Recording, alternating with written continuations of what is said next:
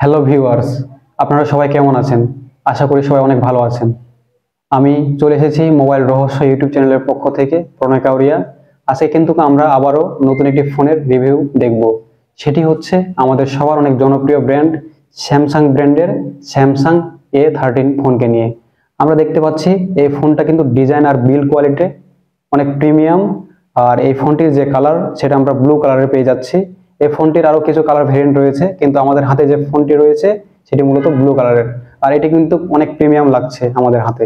Viewers, আমরা ফোনটির overall সবকিছু বিবেচনা করলে এখান থেকে আমরা কিন্তু আউটলুক হিসেবে পেয়ে যাচ্ছি ডিসপ্লে সেকশন। আর ডিসপ্লে সেকশনের উপরে কিন্তু আমরা পেয়ে যাচ্ছি আমাদের সেই কাঙ্ক্ষিত সেলফি ক্যামেরা।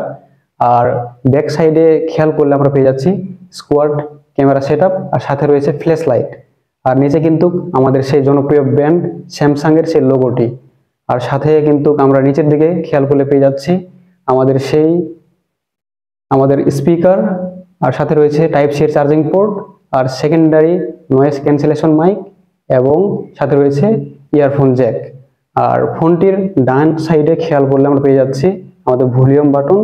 আর ভলিউম বাটনের সাথে নিচে রয়েছে সাইড মাউন্টেড ফিঙ্গারপ্রিন্ট, যেটা কিন্তু আমাদের পাওয়ার বাটন হিসেবেও কাজ করবে। আর সাথে রয়েছে বাম পাশে একটু উপরের দিকে খেয়াল করলে আমরা পেয়ে যাচ্ছি এখানে রয়েছে সিম চেম্বার। আমরা এখানে কিন্তু সিম চেম্বারেই পেয়ে যাচ্ছি ডুয়েল সিম সাপোর্টেড, আর সাথে রয়েছে এসডি কার্ড সাপোর্টেড। তো ভিউয়ার্স, এবার আসা যাক ফোনটির ডিসপ্লে সেকশনে। আমরা ফোনটির ডিসপ্লে সেকশনে পেয়ে যাচ্ছি কর্নিং গরিলা গ্লাস 5 এর প্রোটেকশন। আর এই ডিসপ্লেটা হচ্ছে 6.6 ইঞ্চি ডিসপ্লে। এটা ওলেড ডিসপ্লে। আর আমরা জানি ওলেড ডিসপ্লে মানে হচ্ছে এটাতে কিন্তু খুব সুন্দর মুভি দেখা যায়, আর মাল্টিমিডিয়া কিন্তু খুব সহজে কিন্তু অনেক স্মুথলি ব্যবহার করা যায়। আর এর থিকনেস আমরা পেয়ে যাচ্ছি 8.8 mm। আর এর ওয়েট হচ্ছে কিন্তু 195 গ্রাম। আর এই ডিসপ্লে সেকশনে ব্যবহার করা হয়েছে 400 ppi ব্রাইটনেস। আর এটা কিন্তু ডে লাইটে অনেক কমফোর্ট ফিল দিচ্ছিল।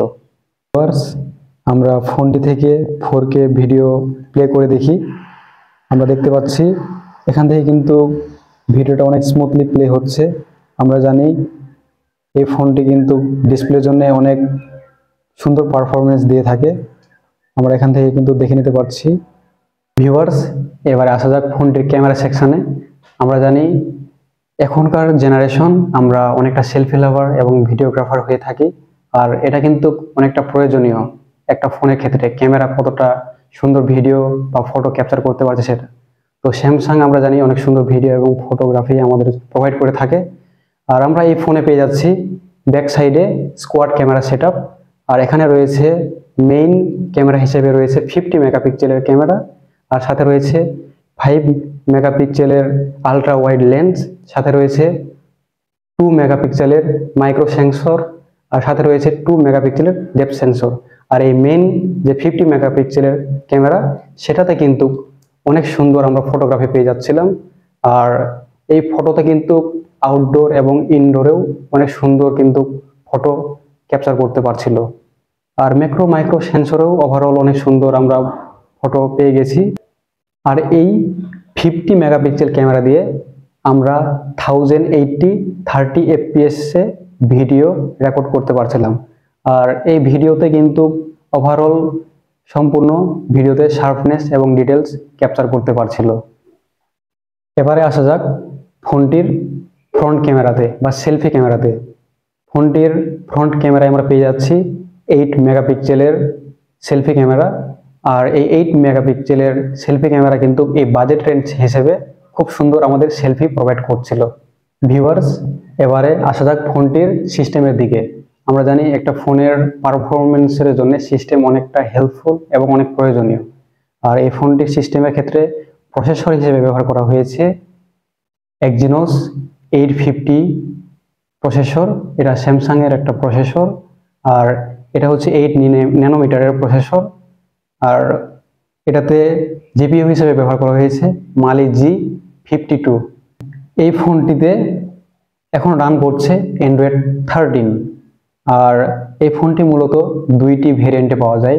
সেটি হচ্ছে 464 GB ভেরিয়েন্ট, আর এই ভেরিয়েন্টের প্রাইস হচ্ছে 16,999। আর আরেকটি ভেরিয়েন্ট পাওয়া যায়, সেটি হচ্ছে 6/128 GB ভেরিয়েন্ট। আর সেই ভেরিয়েন্টের প্রাইস হচ্ছে 19,999। আমার হাতে যে ফোনটি রয়েছে সেটি হচ্ছে 6/128 GB ভেরিয়েন্টের। ভিউয়ার্স, আমরা ফোনটির গেমিং পারফরমেন্স দেখে নেই।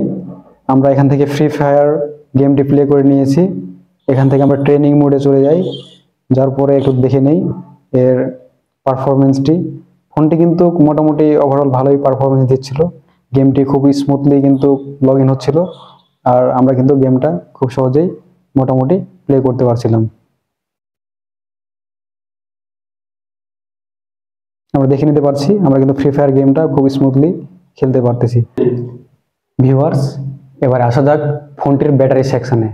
ফোনটির ব্যাটারি সেকশনে ব্যবহার করা হয়েছে 5000 mAh এর ব্যাটারি। আর এখানে রয়েছে টাইপ সি এর চার্জিং পোর্ট। আর এটা কিন্তু বক্সে 10 ওয়াটের চার্জার ব্যবহার করা হয়েছিল। আর কিন্তু এখানে 15 ওয়াটের চার্জার কিন্তু এটা সাপোর্ট করতে পারে। আর এই 10 ওয়াটের চার্জার দিয়ে ফোনটি ফুল চার্জ করতে 2 থেকে 2.5 ঘন্টা সময় নেয়। আর ওভারঅল হেভি ইউজ করলে ফোনটি 6 থেকে 7 ঘন্টা চার্জিং ব্যাকআপ দিয়ে দিচ্ছিল। আর যারা নর্মাল ইউজার তাদের জন্য 1 থেকে 1.5 দিন চার্জিং ব্যাকআপ চলে যাচ্ছিল। তবে চার্জিংয়ের ক্ষেত্রে কোনো প্রবলেম হয়নি, আমরা কিন্তু স্মুথলি ফোনটি চার্জিং করতে পারছিলাম। ওভারঅল সবকিছু ঠিকঠাক ছিল। এবারে আসা যাক ফোনটির সাউন্ড সিস্টেমে। আমরা কিন্তু ওভারঅল বিবেচনা করলে ফোনটিতে গিয়ে অনেক সুন্দর সাউন্ড কোয়ালিটি পেয়ে যাচ্ছিলাম। আর এখানে কিন্তু ইয়ারফোন হিসেবে যে আমরা ইয়ারফোন জ্যাক পেয়ে যাচ্ছি সেটা রয়েছে 3.5 mm এর ইয়ারফোন জ্যাক। তার সাথে কিন্তু আমরা নয়েজ ক্যান্সেলেশন মাইক তো পেয়ে যাচ্ছি। ভিউয়ার্স, এবার আসা যাক ফোনটির কিছু ল্যাগিংস নিয়ে। আমরা এখানে দেখতে পাচ্ছি ফোনটির যে ব্যাক সাইড, সেখানে আমরা দেখতে পাচ্ছি এখানে প্লাস্টিক বিল্ড। আর এখানে কিন্তু অনেক নিম্নমানের প্লাস্টিক বলে মনে হচ্ছিল, আর সহজে কিন্তু হাতের যে স্ক্র্যাচ সেটা পড়ে যাচ্ছিল। এখানে কিন্তু তারা চাইলে অনেক উন্নত মানের প্লাস্টিক ব্যবহার করতে পারতো, এতে কিন্তু অনেক স্মুথ লাগতো। আর ফোনটির আরও একটি ল্যাকিংস হচ্ছে এর ফিঙ্গারপ্রিন্ট সেন্সর। এটা কিন্তু একটু দেরিতে ওপেন হচ্ছিল, আর ততটা এটা প্রবলেম বলা যায় না, যথেষ্ট ফাস্টে ছিল। এটা ল্যাকিংসের দিকে ধরা যায় না, তবুও বলে দিলাম আর কি। আর আরেকটি বিষয় হচ্ছে ফোনটিতে স্টোরেজ হিসেবে ব্যবহার করা হয়েছে eMMC 5.1। আর এটা কিন্তু অনেক লো মানের স্টোরেজ ক্যাটাগরি, যারা তারা চাইলে কিন্তু আরো উন্নত মানের স্টোরেজ ক্যাটাগরি ইউজ করতে পারতো। তবে এই ফোনটিতে সেরকম কোনো ল্যাকিংস ছিল না, এই ছিল মোটামুটি কিছু ল্যাকিংস। আর ফোনটি আপনারা কিন্তু চাইলে খুব সহজে কিনতে পারেন, এর পারফরমেন্স কিন্তু অনেক দুর্দান্ত। ভিউয়ার্স, আজকের ভিডিওটা এই পর্যন্তই। আপনারা অবশ্যই মোবাইল রহস্য ইউটিউব চ্যানেলকে সাবস্ক্রাইব করে আমাদের সঙ্গে সদা সর্বদা জুড়ে থাকবেন। এরকম নিত্য নতুন মোবাইল রিলেটেড এবং বিভিন্ন ধরনের গ্যাজেট রিলেটেড টিপস, ট্রিক্স এবং টিউটোরিয়াল পেতে অবশ্যই আমাদের চ্যানেলটাকে সাবস্ক্রাইব করে কিন্তু পাশে পাশে থাকবেন। আর আজকের ভিডিওটা এই পর্যন্তই। আপনারা অবশ্যই সবাই সুস্থ সাবলীল থাকবেন।